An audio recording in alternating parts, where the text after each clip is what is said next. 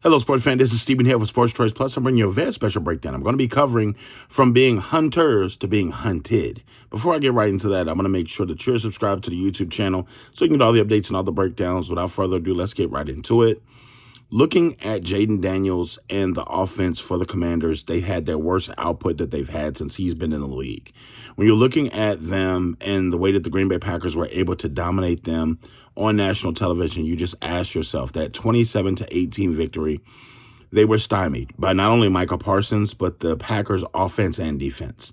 The way that the Packers went about doing their business, they were physical. They got after him on the line of scrimmage. That offensive line was not able to slow down Micah Parsons, who went through double teams, triple teams. It was times where he just ran completely untouched off the ball, chased Jayden Daniels down, and it looked like a Madden video game.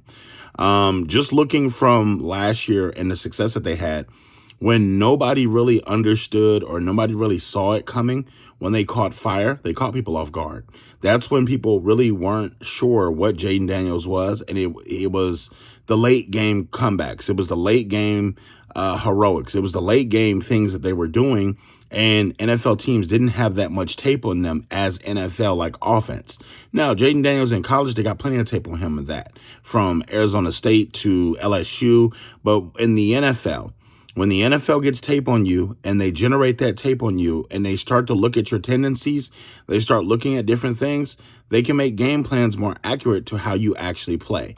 Now, the tape's going to reflect essentially what you're able to do and how you're able to do it. So when you're looking at that offensive line is not very good for the Washington Commanders, and it showed. No matter if you can blame it on injuries, blame it on effort, blame it on coaching, whatever you want to call it, that offense on Thursday night was exposed because of several different factors. Not only could they not stop the defensive line for the Packers, they couldn't stop the linebackers, they couldn't stop a blitz, and the Packers took advantage of it and tackled. They used their ability to run the football on the offensive side. They pushed around the defensive line for the Washington Commanders, which is undersized, and they made sure they imposed their will on the Commanders all night long. Now, one thing is they have to have a run game. Losing Austin Eckler and essentially you traded away your best running back to the San Francisco 49ers. The Washington Commanders are in trouble. They can't run the football, and they have to throw the football. So you're throwing the football 40 times a game. Where do you get the balance from? Where do you get the action to do play action or being able to fool somebody into thinking that you're running the football? There's nothing there for balance. So now you got to ask yourself, how long is Jayden Daniels going to stand in the pocket and just take bullets? Essentially, defensive lineman free running at him, knowing that there's not in the run game. You know, is Jayden Daniels going to keep running the football?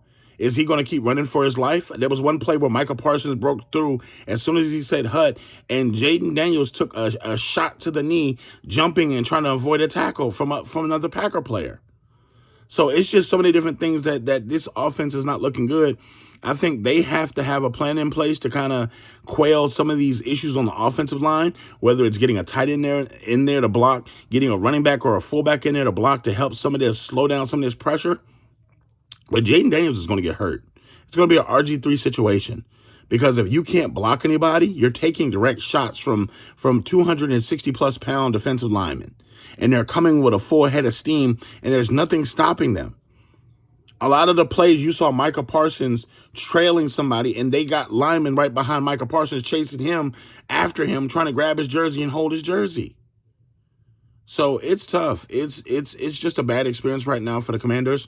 There's a lot of tape out there on Jayden Daniels and this offense and their tendencies, so it's not going to be easy. They went from hunting other teams, and now they're being hunted. So it doesn't look real good for them right now, that they're going to have to find a way to snap out of this, and I don't know if they're going to be able to do it in time to save their season, because I feel like they can make changes, don't get me wrong, but a lot of these defenses are playing smarter. A lot of these defenses are staying home and not falling for the foolishness. So all you Commanders fans, are they going to fix this before the end of the season? Are they going to be able to turn this around before they get into the heart and meat of that NFC East schedule? Definitely check out Sports Choice Plus, and we'll see how the rest of their season goes.